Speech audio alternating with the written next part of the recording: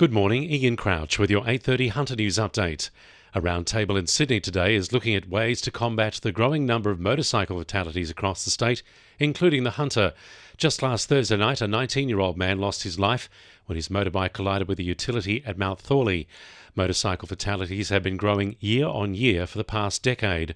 Regional Roads and Transport Minister Jenny Aitchison says 60 stakeholders from the motorcycle community, doctors and police are taking part in today's roundtable. We have to also be careful to remember that just because people on motorbikes are the ones that have increased in their deaths, that doesn't necessarily mean that that is the issue.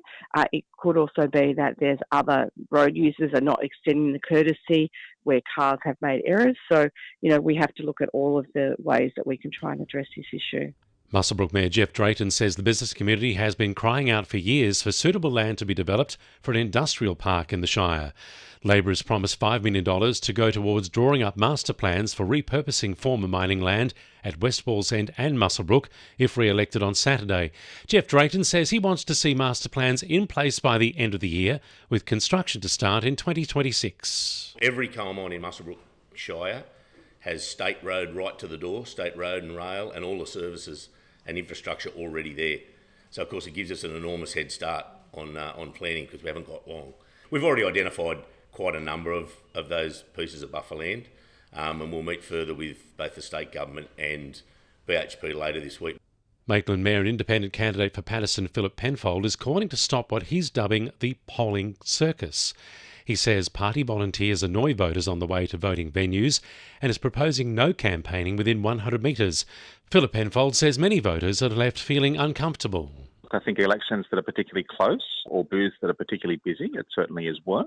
The rule at the moment is that you can't stand from 6 metres from the door. Many polling places make that a difficult entrance, and there's opportunities for people to, elbow you basically out of the way and to shove pieces of paper in your hand. And you can see many, many people walking in feeling very uncomfortable.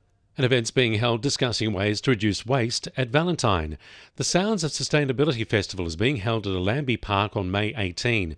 It'll include a number of stalls, including a repair cafe and Oz Harvest. Sustainable Neighbourhood Group Chairperson Gail Russell says there'll be family-friendly activities. Got a boat builder who will actually be able to showcase for kids how to make some insect hotels, as well be some storytelling. Also got a musical performer with a choir, and then also a drumming circle. Lake Macquarie Council has voted to give a local junior rugby league club a financial helping hand following a devastating fire last month. The fire caused extensive damage to the Windale Junior Rugby League clubhouse and equipment. Last night, councillors approved a donation of $2,000 to go towards replacing goalposts lost in the fire.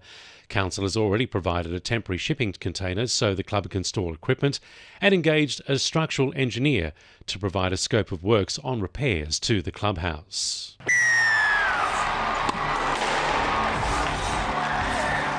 (2NURFM) Sport. The Jets will be aiming to send outgoing coach Rob Stanton out with a win when they take on Melbourne Victory this Sunday to close out their A-League season. The match will also be used as a way for off-contract players to impress for their future coach for their next campaign, which is set to be confirmed as Mark Milligan.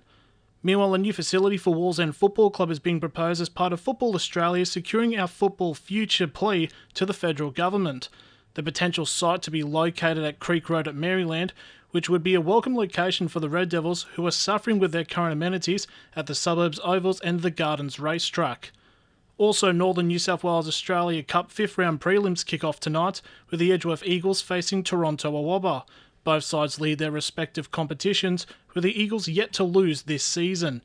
And the Newcastle Falcons' upcoming home matches this Saturday against Maitland could be in doubt after roof leaks forced the closure of the basketball stadium in Broadmeadow, with more rain set for the rest of the week. That's sport. I'm Jessie Dennett. And the winning numbers in Monday Lotto are 8, 12, 28, 29, 36 and 45, and the supplementaries are 6 and 31.